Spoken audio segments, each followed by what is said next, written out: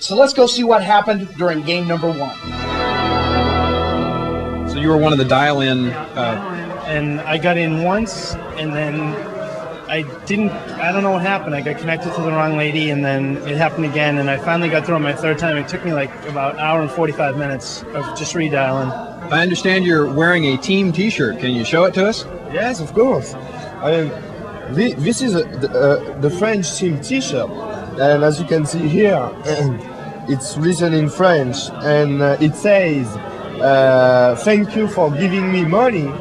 And on the back, as you can see, the French team. And I mean, it was just for fun, because with all of the French friends of mine who's here today, we've just decided to be cool, and to make fun of this. This is the first game of the final match. We've got Lestrade on the left, Lecanto on the right. Both players get off to a big start right away by playing Ivory Towers on their very first turn. Henry Stern, can you explain the significance of the dueling Ivory Towers for us? Well, Sean, both players are able to gain a lot of life off the Ivory Tower, and that certainly helps Lecanto more than it does Lestrade. Since Lecanto's deck is based around running Lestrade out of cards, he doesn't really care how much life Lestrade has. But since Lestrade can only win by getting Lecanto down to 0 life, that Ivory Tower turned out to be a big problem. Now we pick up the action a few minutes later into the game. Both players have been steadily gaining life off the Ivory Towers. Lestrade's now at 25 life, and Lecanto's now at 30. Now Lecanto, after he plays a Mishra's Factory, is going to bring out an Icy Manipulator, and what he does with it will be, as Lecanto himself puts, something that will haunt him for the rest of the game. He's going to bring out the Icy Manipulator and tap a Forest. Henry, 2 questions for you. First of all, why is that such a mistake? And second of all, why would he tap a land to begin with? Well, he brings out the Icy, and then he uses it to tap Lestrade's Forest during Lestrade's upkeep. And when he taps the land during his upkeep, he can't use it during his main phase. Generally, when you use an Icy in this way to tap someone's land, you want to deny them a color if you can. Notice he has 2 forests and 1 plains. Right. If he taps the plains, that means he couldn't cast any white spells during his main phase. But since he taps a forest, it just means that he can't cast a spell that costs 2 green to cast. Was there anything in his deck that might have cost 2 green? I believe he had Whirling Dervishes in his sideboard, but I don't think there was anything standard that cost 2 green. Now, as Henry himself said, it leaves a white open for him to cast a white spell, and what a doozy he's going to cast. Right over there to the far right, that's Balance. Henry, tell us a little bit about Balance. Well, Balance is certainly the most powerful spell in Type 2 right now. When you cast it, you have to equalize the number of lands in play, the creatures, and the cards in your hand. Now, something interesting happens here after Lestrade casts Balance. I noticed that they clear off all the land on the table. Can you explain why that's happening? Well, what happens is Lestrade casts Balance, and then he sacrifices his land to the Zurin Orb. Thus, he's using the Balance as an Armageddon. Since he sacrifices all of his land, gaining 6 life, now Lecanto has to sacrifice all of his land too. He gained 2 for the Ivory Tower, Lestrade did, gained 6 more, puts his life total at 33. It's now the end game, folks, and it's a grueling hour and a half into the match. Right now, Bertrand Lestrade's in a serious amount of trouble. You can tell by the look on his face. Why is he in trouble, Henry? Well, he only had about 10 cards left in his library at this point, and he desperately needed to get a Plains to cast a Serra Angel. With that Plains, he would definitely get out that Serra Angel, and he's attacking with the Elf at this stage right now. We'll get to the Serra in a minute. The life count was 35 for Lestrade, 39 for Lecanto. The Elf attacks makes it 35-38. Yeah, he needed to do a lot more damage than just 1 a turn with the Elf if he had any hope of defeating Lecanto. And at this stage, Lestrade got out the Plains, got the Serra Angel into play with using the Elf as a little backup.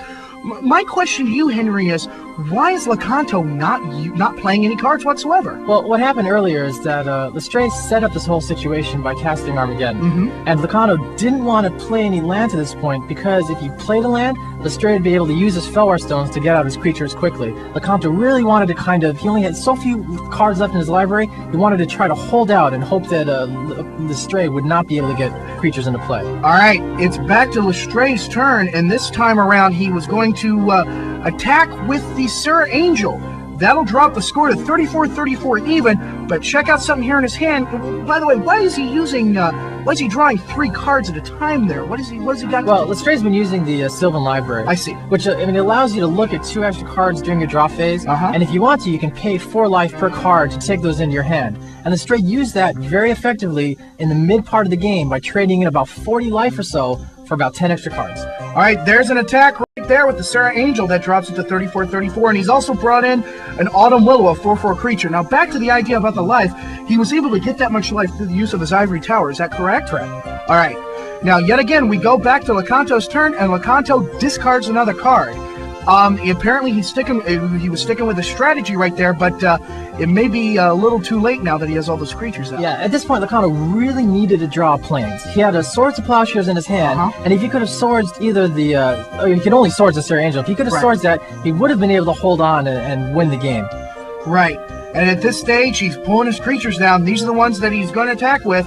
The Sarah, the Autumn Willow, and the Elf attack, and for a whopping 9 points of damage there, makes the score 34-25 at this stage. But the only hope that Michael Lecanto's got, and there was the attack right there, the only hope that Michael Lecanto's got at this stage is to run Lestray out of cards. Yeah, he needed to draw planes so he could sort something. And he also probably should have been playing his lands earlier so that he could sacrifice them to the Zuran Orb. Yeah, I noticed that. Lestray just tapped that Zuran Orb.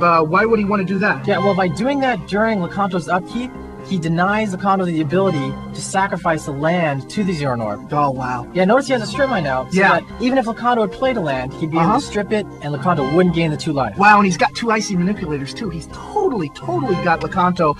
He had totally had him on the ropes at that stage of the game. Wow, and there goes Lestray's attack phase. A whopping 11 points of damage, but he's going to pump up the order to make it a total of 12, and that makes the score 34-13. And by this point in the game, Lecanto pretty much knew that the game was over. Yeah, he was really on the ropes at this point. If he'd drawn a plains, he would have been able to survive for perhaps 2 more turns. Do you think, Henry, that would have been enough to run Lestray out of cards? No. Perhaps if he'd played some of his lands earlier and sacrificed them to the Zuran Orb, and if he'd gotten the plains and he could have killed one of the creatures, he might have been able to hold out. But as it turns out, that didn't happen. He even had a control magic in his hand, but that would have been quite expensive to bring into play. Impossible, because Lestray had the 2 ices out. That's true. That's true. And at this point in the game, Lecanto decides he's going to go ahead and try and bring it out, but watch how effectively Lestray just shuts it down. First of all, taps it, making it effectively useless.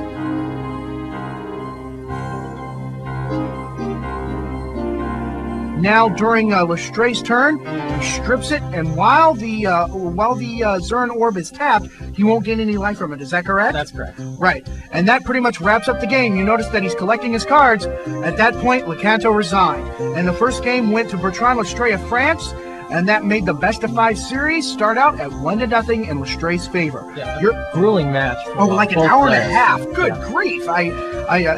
I have enough difficulty in 30-minute matches, but an hour and a half, wow.